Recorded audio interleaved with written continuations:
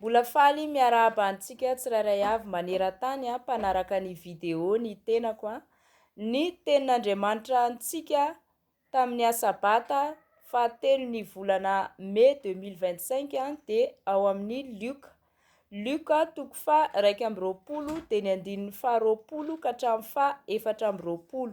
Ny lohahevitra dia ny hoe ho avy ny fandravana any Jerosalema, ho rava i Jerosalema. Ny titra ny tenin'Andriamanitra kosa dia ny hoe ny fandravana any Jerosalema. Vakintsika ny teny amin'ny anaran'i Jesosy Kristy Tompo. Rehefa mahita any Jerosalema voadidiny miaramila ianareo dia aoka ho fantatrareo fa efa manakaiky ny fandravana azy.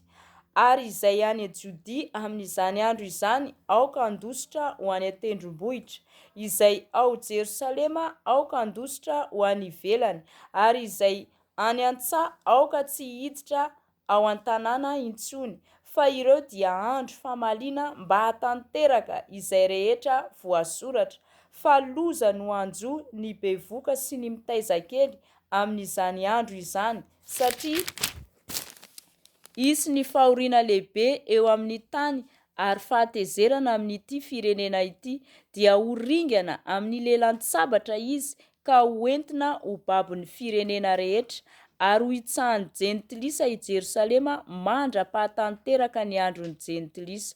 Amen.